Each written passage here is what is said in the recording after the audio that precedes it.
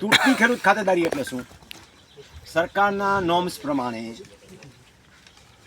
આવી ક્યાંય જોગવાઈ ગણોત ધારામાં નથી. ગણોત ધારાની અંદર ચોખ્ખી જોગવાઈ છે જૂનો ખેડૂત ખાતેદાર છે તો એ ખાતેદાર છે, પણ પછી હવે ઝીણી ઝીણું કાતવાનું શરૂ થયું છે. બરોબર છે કે મૂળ ખેડૂત ખાતેદાર હોય. મૂળ ખેડૂત કોને ગણવાનો? જ્યારે પ્રથમ વખત ઓફિશિયલ જમીન ઇસ્યુ કરવામાં આવી, એટલે કે રાજાશાહી વખતની હતી, ખેડેની જમીનનો કાયદો આવ્યો, ઇસ્યુ થઈ, ગણોત ધારા નીચે જમીન મળી, ગણોતનો કેસ ચાલીને ગણોતીય ખેડૂત ખાતેદાર થયો. ચાહે સાતણીમાં જમીન મળી, 70, 72, 71, 82 ગમે ત્યારે મળી, એ પણ ખેડૂત છે. પણ વચગાળાના વિચારે ખેડૂત મટી ગયા. વચગાળાના કેટલાકે ખેતીની જમીન ખરીદી હતી. એ બરાબર સમજો વિસંગતતાઓ. કોકે 65ની સાલમાં ખેતીની જમીન ખરીદી, ખેડૂત નથી, અને 72માં હાથણી આપી તો એ ખેડૂત છે. ખેત મજૂર તરીકે જેને ખેતીની જમીન ખરીદી તેને ખેડૂત સર્ટિફિકેટ નથી મળતા.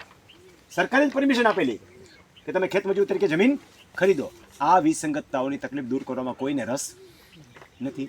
નહીં હાથણીથી ખેડૂત થયો છે એની સરકારે જ બનાવ્યો ને, અને ખેત મજૂર તરીકે જેની જમીન ખરીદી એને સરકારે જ બનાવ્યો ને, તો ખેડૂત ખાતે સર્ટિફિકેટ આને મળે તો ઓલાને શું કામ ન મળે? નથી મળતું. એમાં રમણીભાઈના કહેવાથી ન મળે, એની ખેડૂત ખાતેદારી તૂટે છે અત્યારે. હવે બીજી રીતે ખેડૂત ખાતેદારી તૂટે. તમારી ખેતીની જમીન હોય, દાદાનું નામ હોય, બાપાનું નામ ચીડ્યા વગર છોકરાનું નામ ચડી જાય,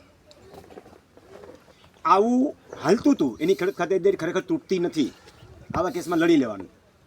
પણ 2004 પછી ખેડૂત પુત્ર, ખેડૂત પુત્રી કે ખેડૂત પત્ની તરીકેની જમીન ખરીદી શકાતી નથી.